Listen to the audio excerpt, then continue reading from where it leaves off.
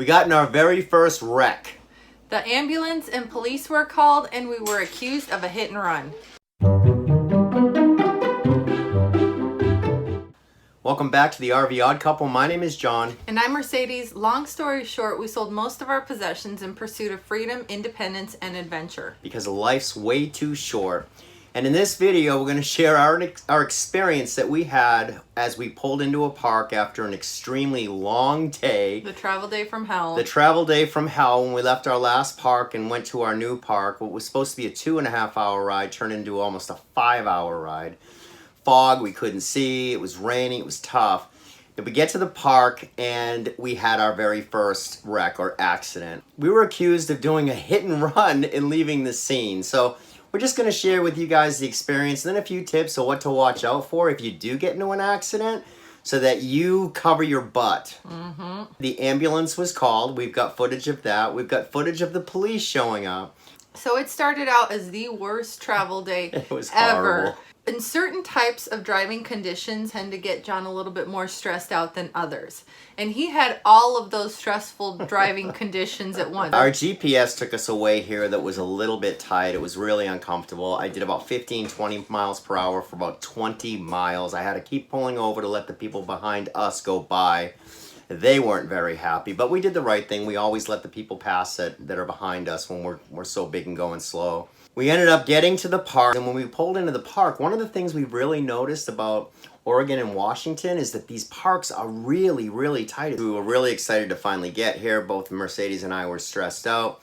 We got into the park. As soon as we pulled into the park, we noticed it was pretty full. There wasn't a lot of spots available, and we noticed how tight it was. Just maneuvering our rig around the park that we're staying in now was really, really tight. And it was raining, so he was going to have to set up in the rain. It was still raining, and I had driven pretty much all around the park, and it's not a hard park to navigate. It's pretty square. It's a grid pattern. There were boats in the middle of the main roads and trucks. So what should have been an easy park to travel through was actually pretty tricky, and there were some pretty tight spots. I came up to the end of a road looking for a spot. I went as wide as I possibly could. I did see in my rearview mirror the rig that I was trying to clear. The angle at which I was looking in my rearview mirror, it looked like I had clearance, but his pop-out was out and the nose was hidden behind it. So I thought I had clearance, but I ended up scraping up against the nose of his fifth wheel.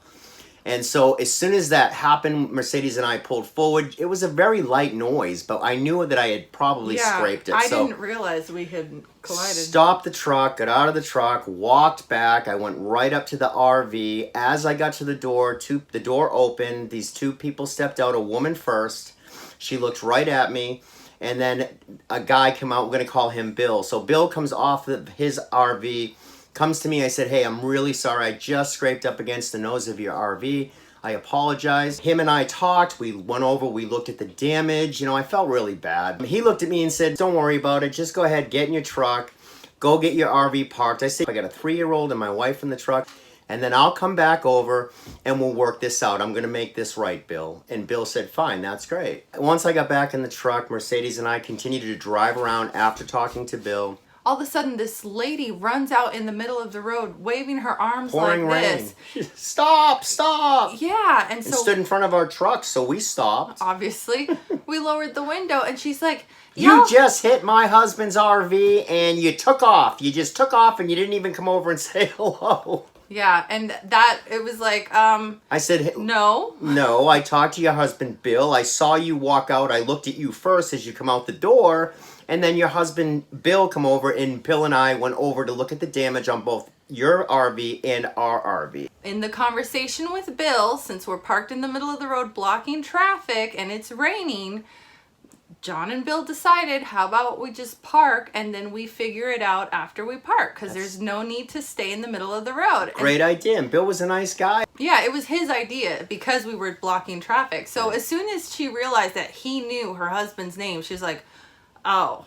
Yeah, she kind of stepped back a little bit. Now, we don't know if they recognized us or not, but she looked right at me when she come out the door. And he was wearing his shirt, right, his uniform. I was in my uniform, and so she disappeared. We found a spot which was actually right across the street from where Bill was. We could see his RV. I back to the RV. I start setting up, and then all of a sudden, my wife says, "Hey, there's an ambulance across the street." And so I look out the back window, and sure enough, there's an ambulance sitting over there. So I immediately walked out, went across the street. I said, "What's going on?" And she said, and she looks at me and she says, "That's the guy that left." And I said, "Whoa, I never left, Bill. Can you tell your wife to stop saying I left? We never left." Anyway, she ended up going down and calling 911 and just said that there was a hit and run in the park. So we had no idea that this was going on. What's frustrating is that she's accusing us of leaving the scene. But the only person that left the scene was her. It was her. If She came out the door and looked at us scene, or seen me, and then she disappeared. I understand she's startled, but I'm like, something's not right with this person. But then it gets worse because, so first, okay, you call 911, you're accusing us of leaving the scene when we did no such thing. Right. But then she tries to fake the scene and alter it. So the ambulance driver, Bill's telling the ambulance driver it was just a big mistake, that we never left. The wife isn't being very quiet at this point. The ambulance leaves. I walk back to the RV, start setting up again in the rain. This is all going on in the rain outside. Yeah. Start setting up in the rain, and then I see the police pull up over there.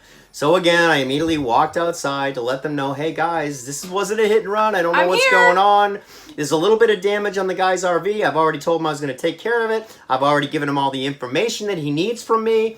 So we just don't understand what's going on." Well, at that point, I looked down at her RV, and she had taken those leveling blocks, and she threw them in the front and was telling the police that we knocked the RV off of the leveling blocks, which couldn't be further from the truth. We scraped against her, but where I scraped against her was actually down the window. It went right over the window of my daughter's bedroom. And that window, you guys know what these RV glass is like. It's less than 3/16 of an inch, so it would have broke.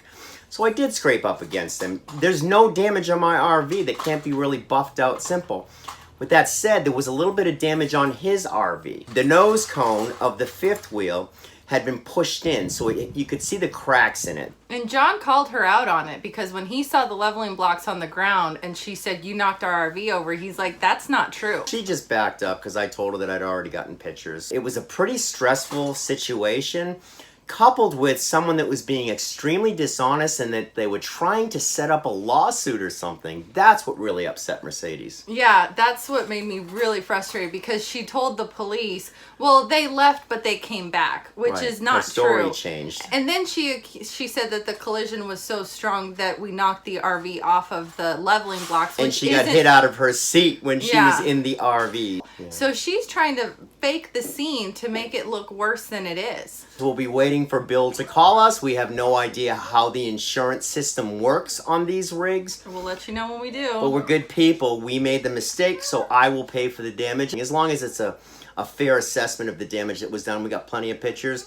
We'll take care of it and we'll make it right. They were gone the next morning. We never had a chance to talk to them again. Thank goodness no one was hurt. We hope that this never happens to you. Take our advice, record everything. You might even want to record what people say, because knowing what we know now, we wish we had documented their conversation too. Unfortunately, this isn't the only trouble we've gotten into when it comes to trucks, so we're gonna link to the next video where we got the truck stuck.